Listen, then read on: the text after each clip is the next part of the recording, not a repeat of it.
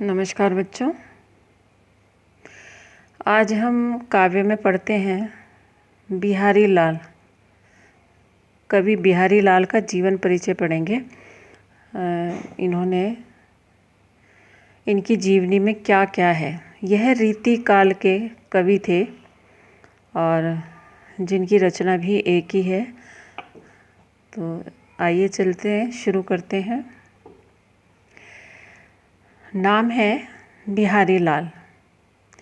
बच्चों, यदि हम ये कुछ खास हेडिंग अगर हम इन्हें याद कर लें और हम हिंदी के वाक्य बनाने में हमें आसानी हो तो हमें इन्हें याद करके जीवनी लिखना बहुत आसान होता है।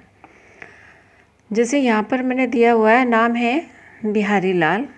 इनका जन्म स्थान है, जन्म कब हुआ था इनका? 1603 ईस्वी में। यानी कि जन्म स्थान क्या है? मध्य प्रदेश में ग्वालियर के पास एक बसवा गोविंदपुर नाम का गांव है। पिता का नाम है इनके पंडित केशव राय चौबे। तो इसे लिखने के लिए हम कैसे लिखेंगे? रीति काल के प्रतिनिधि कवि बिहारी जी का जन्म 1603 ईस्वी में मध्य प्रदेश में ग्वालियर के समीप बसवा गोविंदपुर गांव में हुआ था। इनके पिता का नाम था श्री केशव राय, पंडित केशव राय भी कह सकते हैं, और श्री केशव राय चौबे इनके पिता का नाम था। इन्हें मथुरा के चौबे ब्राह्मण माना जाता था। ये बचपन से ही कुशाग्र बुद्धि थे। बचपन में ही ये अपने पिता के साथ ग्वालियर से ओरछा आ गए थे।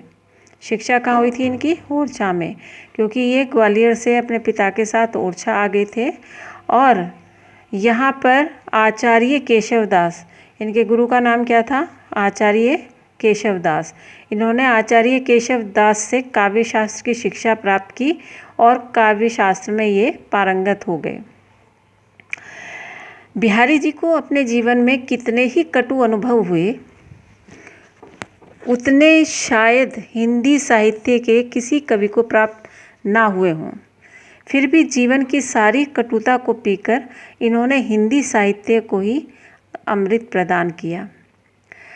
अब बिहारी लाल जयपुर के राजा जयसिंह के दरबारी कवि थे। क्या थे ये? जयसिंह के दरबारी कवि थे।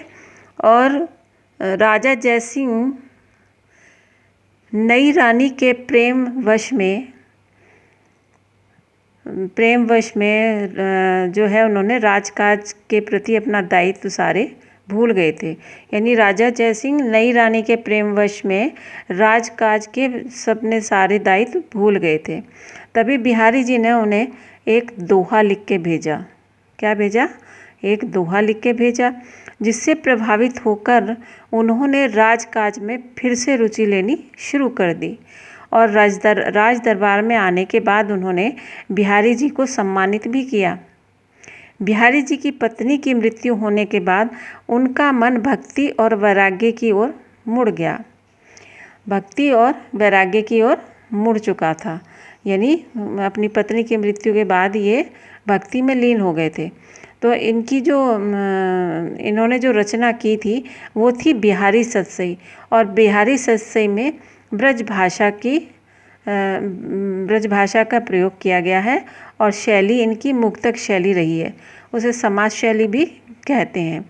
रचना जो थी इस बिहारी सतसई में, जो रचना है उसमें श्रृंगार, भक्ति और नीतिपरक दोहे हैं। उपलब्धि इनकी ये रही है कि इन्होंने एक बिहारी ही सतसई, लेकिन उसमें गागर में सागर बढ़ने की प्रतिभा इनके अंदर मतलब कूट कूट कर भरी हुई थी। जो भी बात कहते थे उसमें बहुत गहराई होती थी। जैसे कि इन्होंने राजा जयसिंह के पास जो एक दोहा भेजा था उसमें भी बिल्कुल कूट कूट करके यानी गागर में सागर वाला काम उस दोहे के अंदर किया हुआ था, जिसकी वजह से राज दरबार में जो जयसिंह थे वो वापस आ गए।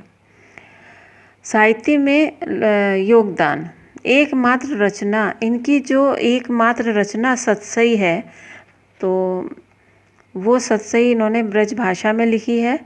और उसी के कारण हिंदी साहित्य में इनका स्थान बहुत ऊंचा है। और जो इनकी मृत्यु हुई थी वो 1663 ईस्वी में हुई थी। और जो बिहारी सतसई के अंदर इनके दोहे हैं उनकी संख्या कितनी है? 723 उन दोहों की संख्या है। तो हम इस तरह से अगर हम जीवन परिचय को याद करना चाहें तो ये सरल भाषा में हम याद कर सकते हैं लिख करके। और इसे याद भी करना है आपको, ठीक है।